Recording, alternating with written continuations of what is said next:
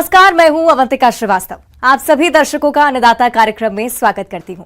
किसान का जीवन बहुत मुश्किल होता है। वो अपने खेतों में लंबे समय तक काम करते हैं। उसका ध्यान सदैव फसल में ही लगा रहता है। अपनी कड़ी मेहनत की ताकत पर अपना जीवन व्यतीत करते हैं। और ऐसे ही किसानों की प्रगति के लिए हम खेती बाड़ी से जुड़ी हुई बहुत सी नई और लाभकारी जानकारियां हर रोज सुबह लेकर आते हैं। तो चलिए कार्यक्रम शुरू करते हैं। पहले देखते हैं क्या है आज के अन्नदाता में। फूलगोभी की खेती पर किसान का अनुभव।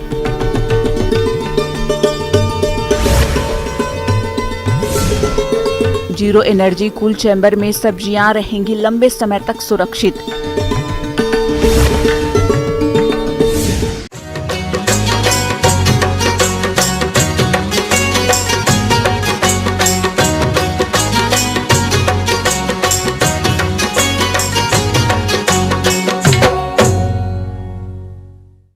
अपने प्रदेश के बहुत से किसान भाइयों ने फूलगोभी की खेती की है और उनकी फसल अभी बढ़वार की अवस्था पर है। इसी समय फसल में कुछ आवश्यक कार्यों को करने की जरूरत होती है, तो वो कौन कौन से हैं आवश्यक कार्य, इसी विषय पर अपने अनुभवों को साझा कर रहे हैं ग्राम गुलावा, जिला सागर के प्रगतिशील किसान Umesh Patel.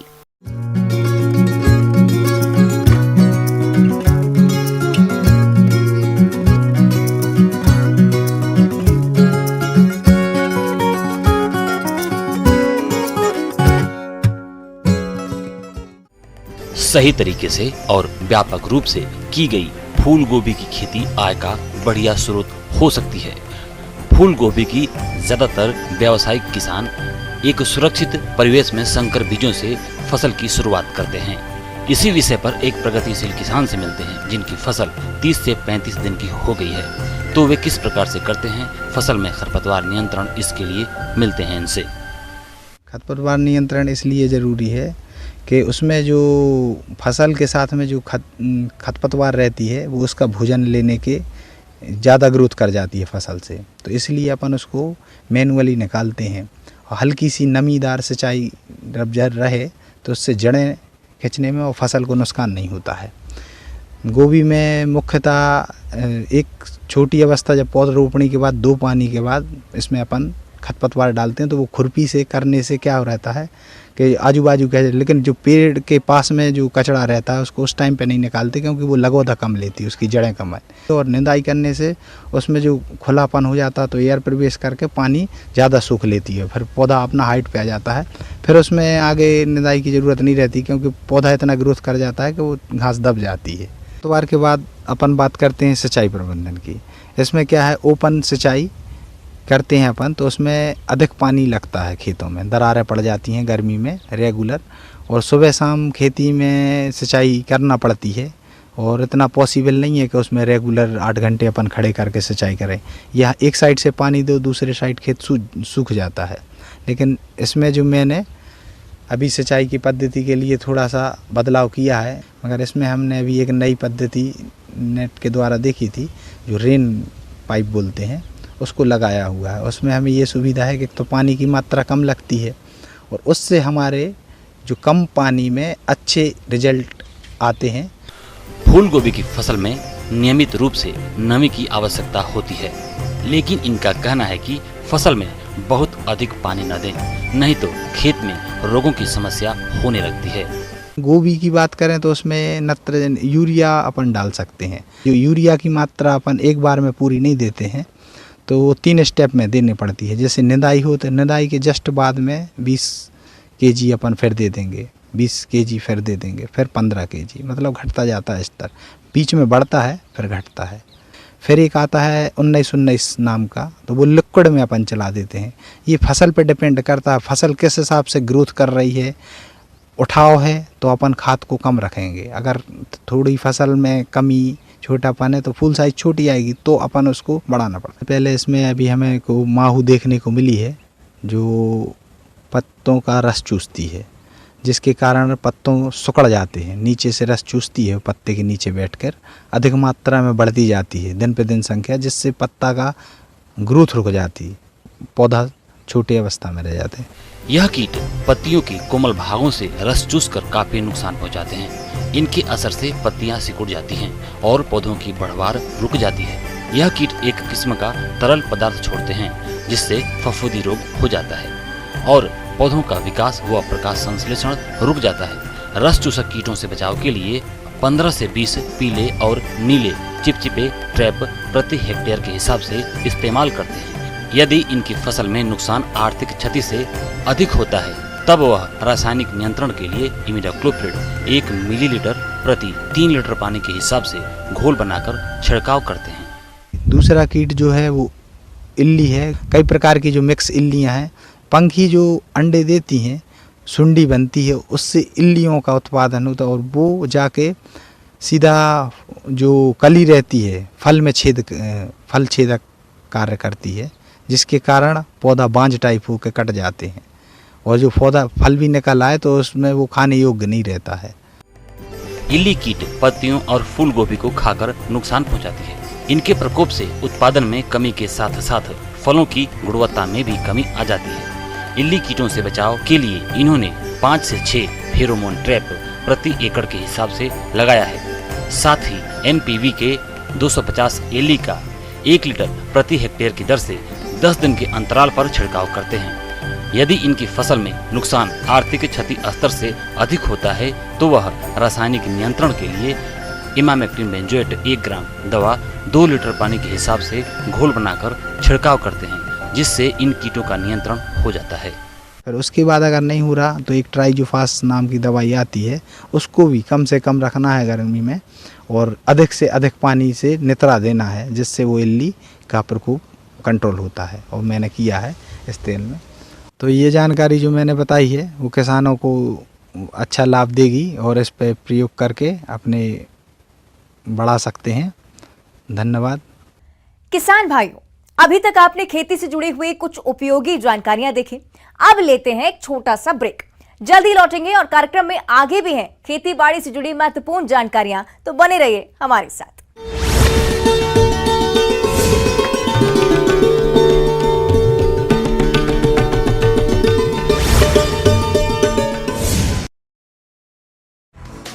Papua New Guinea के बाद ऑस्ट्रेलिया पहुंचे पीएम मोदी। एयरपोर्ट पर भारतीय समुदाय के लोगों ने किया जोरदार स्वागत। कई कंपनीज के सीईओ से पीएम करेंगे मुलाकात। पीएम मोदी को मिला फिजी का सर्वोच्च सम्मान, मिला companion of the order of Fiji award. Fiji के पीएम ने किया सम्मानित। श्रीनगर में G20 शिखर सम्मेलन का आगाज, कई देशों के प्रतिनिधिमंडल का हुआ भव्य स्वागत।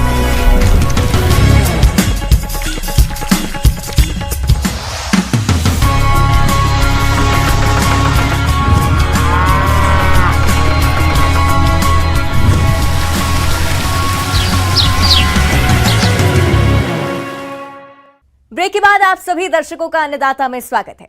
चलिए अब रुक करते हैं अगली कड़ी की ओर।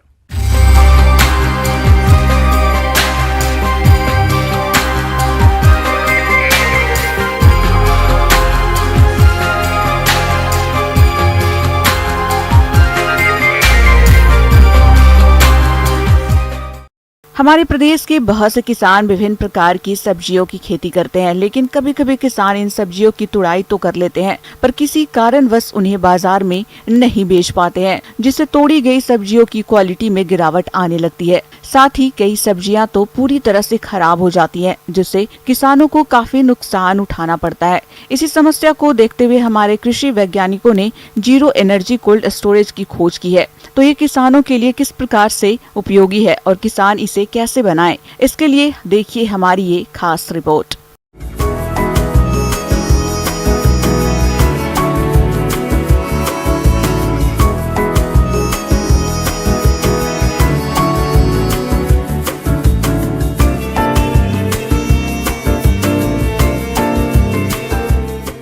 जीरो एनर्जी कूल चैम्बर ये एक लो कॉस्ट स्टोरेज स्ट्रक्चर है। कहने का मतलब कि आजकल जितना गर्मी के मौसम में बहुत ज़्यादा गर्मी हो जा रही है, जिस वजह से आपका सब्जी हो या फल हो जल्दी ख़राब हो जा रहे हैं। तो जिनके पास उतना लागत नहीं है उस स्ट्रक्चर के लिए, जैसे मान के चलते हैं आजकल रेफ्रिजरेटर लोग रखते हैं, तो वो लोग जो सीमांत किसान या जो धनी लोग हैं तो उनके लिए वो बेस्ट है। लेकिन जो किसान है गांव घर में, IRI न्यू दिल्ली पूसा के द्वारा ये develop zero energy cool chamber है, जिसमें आप बहुत ही कम लागत में आप इसका मतलब उसको स्ट्रक्चर को बना करके आप उसको जो भी है आपका साग सब्जी है उसको रख सकते हैं।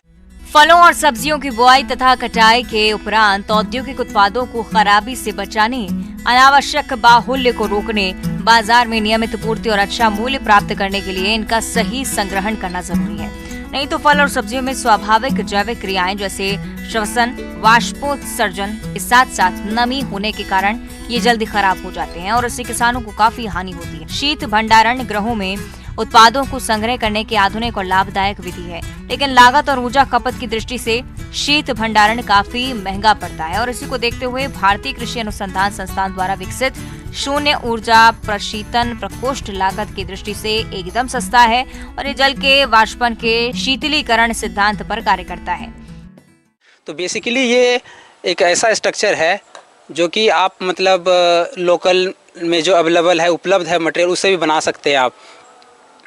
तो इसका कुछ हम आपको कंपोनेंट बता दें कि ये आपका ईंट, बालू और बांस और ये जो झोपड़ी में हम लोग जो देते हैं पुआल वगैरह, वो सब मिल करके ये आपका ये स्ट्रक्चर जो बनाता है कि ये पहले आप इसका लंबाई रहता है 165 सेंटीमीटर और चौड़ाई 115 सेंटीमीटर। वो दो दीवार के जो बीच होता है वो आप या तो 4 अंगुल रख सकते हैं, नहीं तो आप 7 से 8 सेंटीमीटर आप अप्रॉक्स आप उसको रख सकते हैं। और वो गैप के बीच में आपको वो जो आपका नदी वाला जो बालू है वो आप उसको आराम से रख सकते हैं। निर्माण की विधि, भंडारण कक्ष को पानी के स्रोत के पास किसी ऊंचे स्थान पर बनाएं। इसके लिए 165 सेंटीमीटर गुणा 115 सेंटीमीटर आकार का ईंटों का फर्श बनाएं।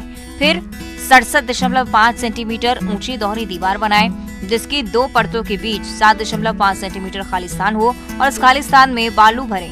बालू को पानी से तर करें। ऊपर के ढक्कन के लिए 165 गुणा 155 सेंटीमीटर बांस का फ्रेम बनाएं और सिरकी, पुआल या सूखी घास आदि से कवर लें। प्रकोष्ठ को सीधी धूप या बरसात से बचाने के लिए उसके ऊपर छप्पर बनाना चाहिए। इससे क्या हुआ कि आप उसमें जो भी है मतलब बालू रखने के बाद आप उसमें थोड़ा सा पानी का हम लोग छिड़काव करते हैं ताकि वो टेम्परेचर जो है आपका अंदर ठंडा रखे। तो इसमें क्या होता है, जो इस तरह का एक स्ट्रक्चर बनाने के बाद हम लोग उसको ऊपर से हम लोग ढक देते हैं, जो ताकि थोड़ा सा उसमें नमी आपका बना रहे। और ये है कि आप मतलब उसको कैसे आप मेंटेन करेंगे नमी को, इसमें है कि आपको 3 से 4 बार आपको एक दिन में आपको सूक्ष्म सिंचाई या ड्रिप से आप मतलब उस जो गैप रहता है 2 दीवार के बीच में आप उसमें डाल सकते हैं ताकि वो नमी बना रहे। इसमें फ़ायदा ये है किसान भाइयों कि आपका 10 से 15 डिग्री टेम्परेचर बाहर के वातावरण से आपका वो कम हो जा रहा है। जैसे मान के चलते अगर बाहर में 40 है तो अंदर आपका 30 डिग्री टेम्परेचर को मेंटेन करके रखेगा। और इसमें जो है कि वैसे सब्जी या फल को रखेंगे जिसको हम लोग रिलेटिव ह्यूमिडिटी बोलते हैं, जिसका आर्द्रता कुछ ज़्यादा मतलब वो उसको सहन कर सके। लेकिन इसमें ध्यान रखने वाली बात है कि हम लोग इसमें प्याज, लहसुन ये सब स्टोरेज स्ट्रक्चर में नहीं रखेंगे, क्योंकि ये सब क्या होता है कि 60 से 80% ही ये आर्द्रता को धारण करने वाला ये फसल है, नहीं तो क्या वो खराब हो जाएंगे। शून्य ऊर्जा प्रशीतन प्रकोष्ठ के लाभ, इस प्रशीतन प्रकोष्ठ में पत्तेदार सब्जियों को 3 से 12 दिन तक, आलू के 97 दिन तक, आम को 8 दिन तक, संतरे का 50 से 60 दिन तक तथा नींबुओं को लंबे समय तक ताज़ा और अच्छी दशा में रखा जा सकता है। इस विधि से सब्जियों और फलों को बाजार में ज्यादा समय तक उपलब्ध कराया जा सकता है। गैर प्रशिक्षित व्यक्ति भी प्रकोष्ठ बना सकता है। इसे चलाने में कोई यांत्रिक या विद्युत ऊर्जा नहीं लगती। छोटे किसान इसमें कुछ समय तक अपने उत्पाद रख सकते हैं। अन्य घरेलू सामान को भी इसमें रखकर खराब होने से बचाया जा सकता है। जैसे आप लोग जनरली लगते हैं 2, 3, 4 दिन, तो इसमें लगभग 2 से 2.5 दिन आप मतलब उसको बढ़ा सकते हैं। और इसका जो लागत है, अगर 100 किलो का, अगर 100 केजी का अगर हम सब्जी अगर धारण करना चाह रहे हैं, स्टोर करना चाह रहे हैं, तो किसान को लगभग 4,000 रुपये का मतलब इसमें आपका लागत आ जाएगा। उसके बाद एक कैरेट जो रहता है आप 6 रख सकते हैं 100 केजी वाला। कैरेट में भी आपको ध्यान रखने वाली बात है, अंदर में जो कैरेट का व्यवस्था होना चाहिए, कम से कम 2, 3, 4 उंगली का डिफरेंस होना चाहिए 2 कैरेट के बीच में। तो ये सब अगर जोड़ के अगर देखा जाए तो लगभग 4,000 रुपये में आप 100 किलो सब्जी या फल आप आराम से इसको मुनाफा रख सकते हैं। सावधानियां। प्रकोष्ठ बनाने के लिए ऐसी जगह चुनें जहां हवा खूब आती हो, पानी ना रुके।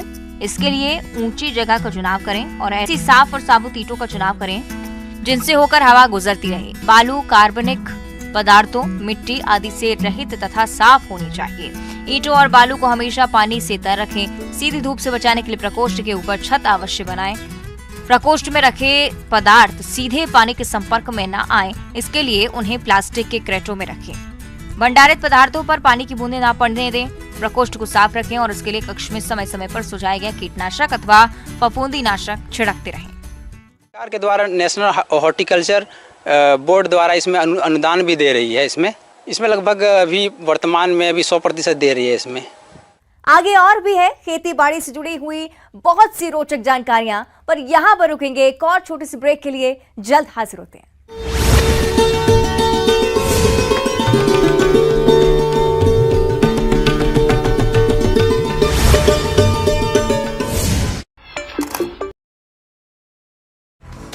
पापुआ न्यू गिनी के बाद ऑस्ट्रेलिया पहुंचे पीएम मोदी। एयरपोर्ट पर भारतीय समुदाय के लोगों ने किया जोरदार स्वागत। कई कंपनीज के सीईओ से पीएम करेंगे मुलाकात। पीएम मोदी को मिला फिजी का सर्वोच्च सम्मान, मिला companion of the order of Fiji award. Fiji के पीएम ने किया सम्मानित। श्रीनगर में G20 शिखर सम्मेलन का आगाज। कई देशों के प्रतिनिधि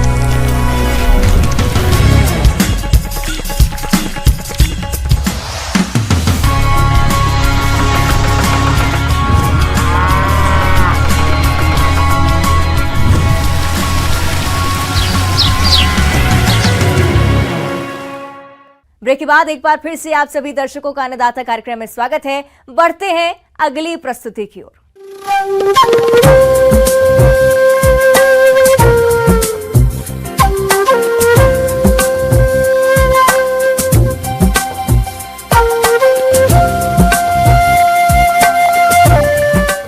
मौसम के अनुसार प्रबंधनों पर ही टिकी है आपकी खेती बाड़ी, इसलिए मौसम पूर्वानुमान और उस पर आधारित साप्ताहिक कृषि सलाह इस प्रकार है।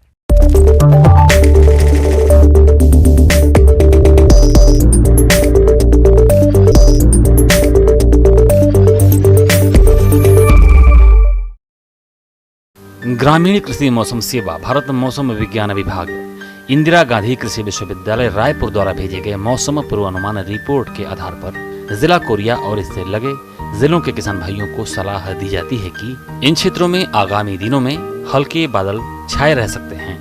कहीं कहीं हल्की बूंदाबांदी एवं एक दो स्थानों पर हल्की बारिश होने की संभावना है।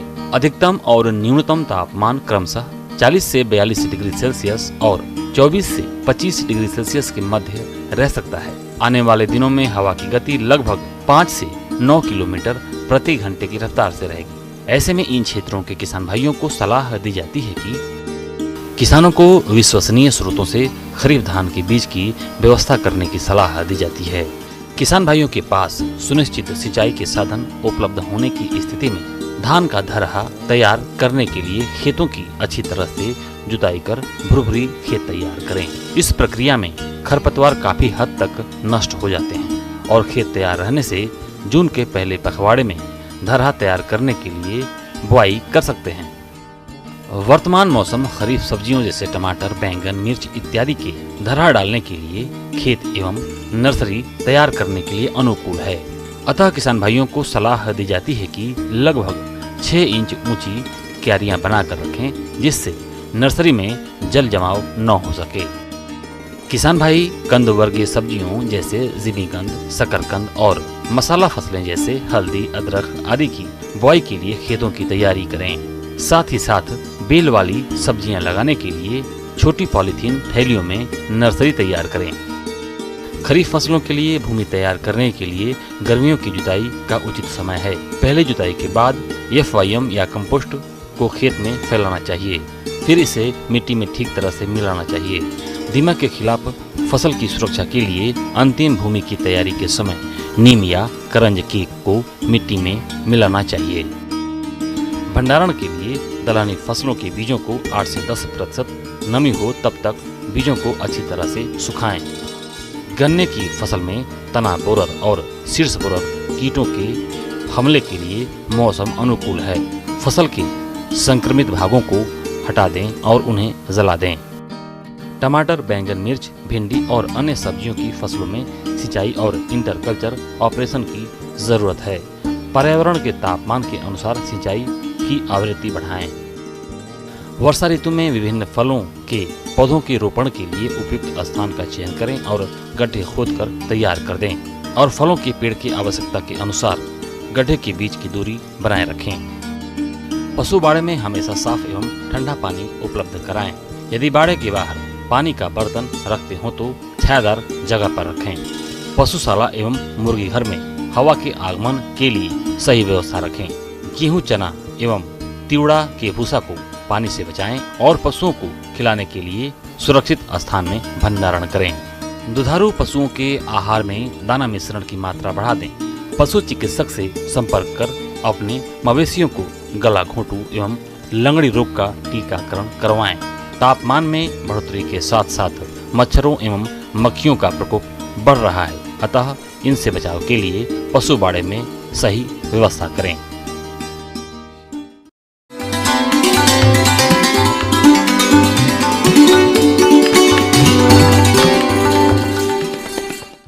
अन्नदाता हेल्पलाइन निशुल्क फोन संपर्क सेवा के माध्यम से आपके द्वारा पूछे गए प्रश्नों में से एक या दो महत्वपूर्ण प्रश्न को हम अपने कार्यक्रम में शामिल करते हैं। इसी के तहत आज का चयनित प्रश्न और उसका जवाब इस प्रकार है। आज के अन्नदाता हेल्पलाइन में जिस प्रश्न को कार्यक्रम में शामिल किया गया है उसे पूछा है ग्राम सेविता, जिला उज्जैन के किसान रामवीर सिंह यादव ने। आप पशुओं में तनाव की समस्या और उसके समाधान पर जानकारी चाहते हैं, तो रामवीर सिंह जी आपकी जानकारी के लिए प्रस्तुत है कार्यक्रम का यह अंश। कृषि के साथ साथ पशुपालन सभी किसान करते हैं और कृषि के बाद पशुपालन से आय का उनका एक मुख्य साधन है। पशुओं में अत्यधिक तनाव भी होता है जिससे कि उनके स्वास्थ्य पर काफ़ी कुप्रभाव पड़ता है। हमारे बहुत से किसान भाई पशुपालन व्यवसाय से जुड़े हैं और अच्छा खासा लाभ भी कमा रहे हैं, लेकिन कभी कभी इनके पशुओं में कुछ समस्याएं देखने में आती है जिनको कई बार किसान भाई समझ ही नहीं पाते हैं, जिस कारण किसानों को आर्थिक नुकसान उठाना पड़ता है। इसलिए आज हम बात करने जा रहे हैं पशुओं में स्ट्रेस यानी तनाव की समस्या पर।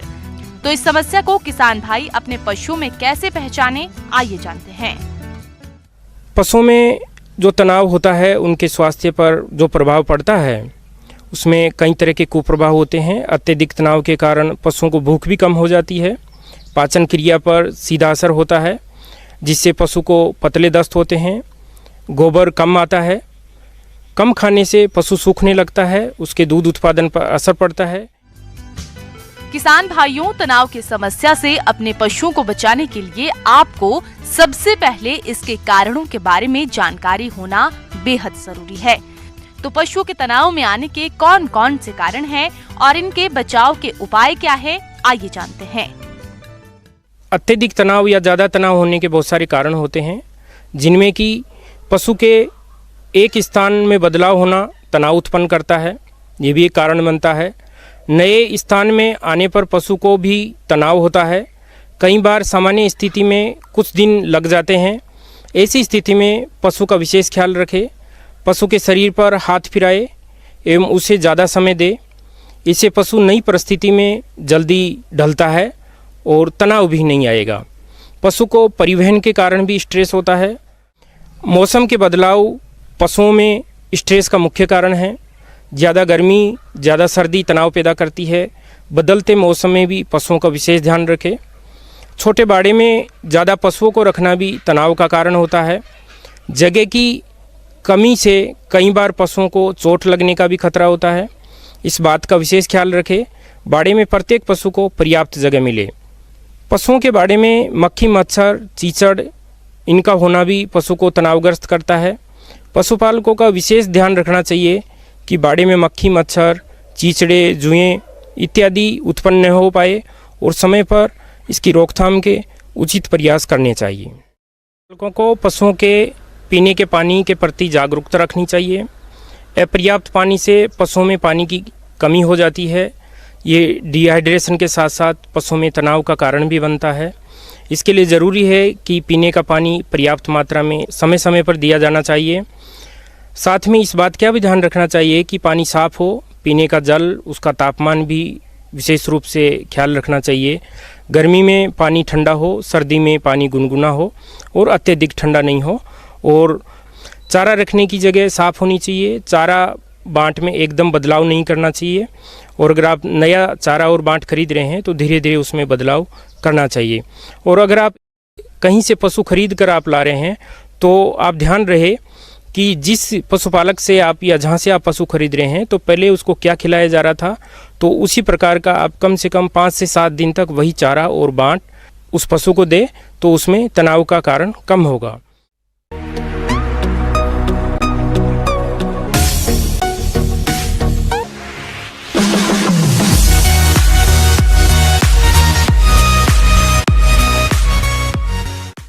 आइए अब एक नजर डालते हैं राज्य के कुछ चुनी हुई मंडियों के प्रमुख फसलों के बाजार भाव पर।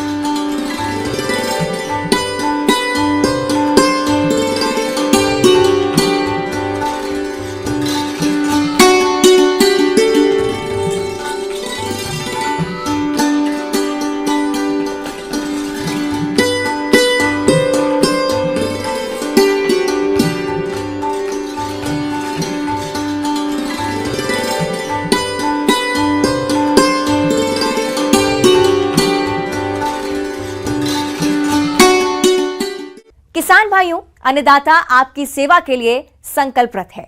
कृषि संबंधित समस्या और सुझावों के लिए आप हमें इस पते पर संपर्क कर सकते हैं। प्रोड्यूसर अन्नदाता न्यूज़ 18 मध्य प्रदेश छत्तीसगढ़।